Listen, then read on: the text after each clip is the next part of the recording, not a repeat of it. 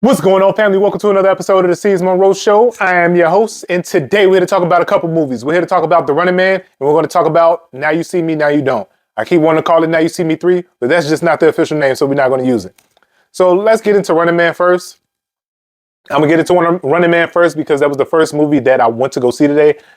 And honestly, I just feel like I was pretty much let down by this film, and I'm going to tell you why. Seeing this trailer, when I seen the trailer about a year ago now, I honestly thought this was going to be a high adrenaline film, action-packed all the way through. And honestly, I never really got that out of the film. Of course, there was action in this film. It was just not as high of adrenaline as I thought it would be.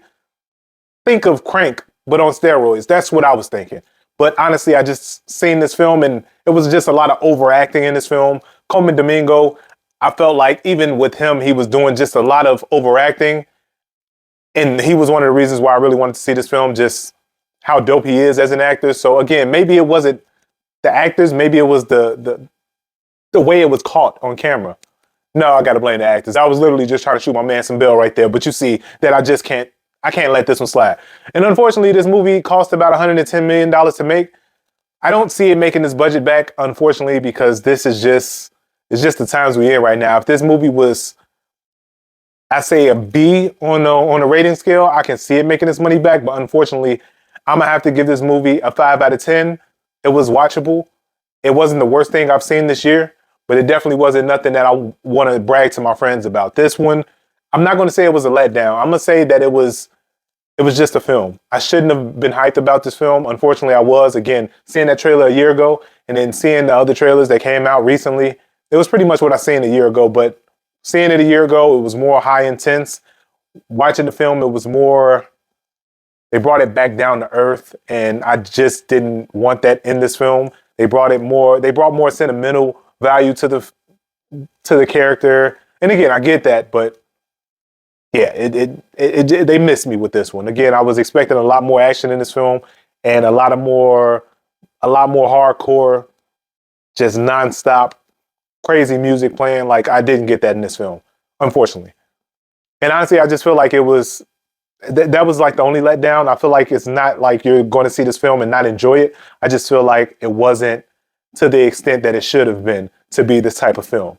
And 110 million is nothing to sneeze at. That's $110 million right there. So I was expecting more. I'm gonna just say that. I'm gonna leave it at that. And unfortunately, just coming from movies like The Long Walk, you kind of just see that it's this whole what you'll do if you're broke type of value out of these films. And unfortunately, it's just the same thing over and over again. And fun fact, this is a Stephen King film, and The Long Walk is not a Stephen King film, Stephen King novel. And The Long Walk is also based off of Stephen King books. So there you go. And this shares a universe with The Long Walk and It. And I mean, like Pennywise, It. They mentioned Derry, Maine in there a few times, and I thought that was dope. So actually, there was a setting where we were in Derry, Maine in part of the film. So I thought that was dope. And just on the political side of this film, I just felt like we got too serious at times, and which was cool. Like, if you were to like sprinkle in the seriousness, it just felt like the seriousness drew the point where that was the main focus of the film. Like, you got into the freedom fighter type of mindset in this film. And again, I get it. That's where we want to be. Let the ending put us there. It was just kind of driven throughout the film that this is what this was about. Freedom fighting, and this is wrong. So that wasn't the mood I went in there for. I went in there for senseless action, which again it was, and a lot of overacting and there's literally a part in there with a plane. It was like spectacular from head to toe. I don't want to get into it. I don't want to ruin it for you guys, but it was definitely one of those films that you can go, you can watch, you can enjoy, but you're not going to go out of there. You're not going to leave amazed by this film, unfortunately. So again, I'm going to give it a 5 out of 10. Let me know if you guys are seeing it this weekend. I appreciated the film, so I think you guys would too. Let's move forward to Now You See Me, Now You Don't. This is the third Now You See Me film. Personally, I was not expecting anything out of this film. That's why I saved it for last, unfortunately. I went in this morning thinking The Running Man is going to get me pumped up, and I'm going to see Now You See Me, Now You Don't. And yeah, it just didn't work out that way. I actually enjoyed Now You See Me, Now You Don't a lot more than I enjoyed Running Man. Not saying that Now You See Me, Now You Don't was a phenomenal film. I just thought it was good for what it was. Of course, they had a lot of drawbacks to the other two films, callbacks, I should say. The drawbacks of the film is going to be there's times where we're in places a little bit too long. Like there's a scene that takes place in a police station. I just feel like they were doing things and they were moving a lot slower than they should be if they're being chased or they're worried about time. So those are the things that I didn't like about it. But other than that, man, I felt like it was a good storyline, and I felt like once you find out who it was that put this plan together, it was a dope concept. And if you notice, you're going to notice this the second time around, but I'm going to spoil it a little bit here. So well, technically it's not a spoiler because I'm not going to give you the character, but you're going to notice that this character is not seen with the main antagonist until the end of the film. And I did not notice that until they started to speak towards the end of the film. And I'm like, that makes sense. Like there was literally times you never seen them. This movie is going on for an hour and a half. You don't see these guys together. Last 10, 15 minutes, you see them. So that was a dope one. I guess now you see me, now you don't. But overall, I'll give that film a 7 out of 10. I feel like it was a honest sequel. It wasn't terrible. I wasn't expecting much from it. The drawback of this film, another drawback of this film is the film costs $90 million. So this isn't a $90 million film. And again, I get it. Things are getting expensive out there. Like just the world is getting more expensive out there. But for this film to be successful, I feel like $90 million is pushing it like over the edge. Of course, you got to pay the actors. I get it. But some movies should be left at a lower budget. Now You See Me, I feel like the first film was around that $50 million mark. For some odd reason, I feel like we could have got it back there. It's been almost a decade since the last Now You See Me film, or maybe even more. We could have kept it in that $50 million range, and this would have went on to become a $250 million movie, and we would have been ranting and raving about it. But 90 mil, you got to make about 360, 370. This is probably not going to happen, unfortunately. Fingers crossed, though. I want it to be successful. I want The Running Man to be successful. It's just, unfortunately, that's just not the world that we're in right now. I'm not saying it's the superhero thing, like you need to go see those type of films, but unfortunately, we're getting to the point where these films are coming out around the same time as Wicked.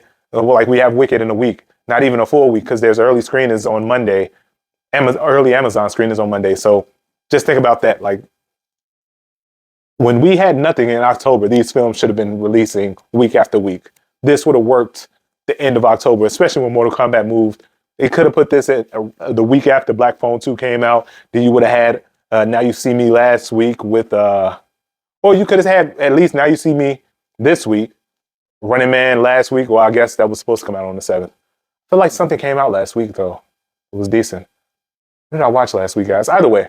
But you get my point. These films could have came out in October and made more of an impact than they are going to make now. Unfortunately, holidays are right around the corner, so those are not real family films like a Wicked, For Good, or a Zootopia. So those films are going to crush, and I feel like Now You See Me and Running Man will be left behind, unfortunately. Running Man is also rated R, so that's really going to steer clear of the family like aura for this holiday. So think about that. But let me know what you guys think. Definitely go see Now You See Me, Now You Don't. It's a good film. It's a solid film. They did a good job with this sequel. It could have been a lot worse. I'm gonna say that. Another drawback for this film, let me just speak on this. The beginning of the film started off a little slow, but the main objective at the beginning, I felt like it didn't drag on enough. Like you didn't know what was really going on. Like they did the mission, or they did what they did, and that was pretty much it. And then on to the next thing. Felt like it should have been something there. Unfortunately, we didn't get that. So again, but I get it. Budget. You don't want to stand on something for too long, like that police office, like the police station scene. All right. So yeah, definitely go see Now You See Me, Now You Don't. That is part 3. Definitely check it out this weekend. All right. So now we're going to get off of movies for a little bit, and we're going to go into movie business. How do I say this? So Warner Bros. Is looking to sell. We know that, right? And Paramount was very eager to buy. But Warner Bros. Does not want to sell to Paramount. And we wondered why. Well, I guess Paramount is not standing behind situations involving Gaza, and they're standing behind they're standing behind Israel. Okay, I'm trying to say this without, YouTube doing what YouTube does. So Paramount is standing behind Israel and Warner Bros. Is standing behind Palestine. And I see why Warner Bros. Didn't want to sell to Paramount. It makes all the sense in the world.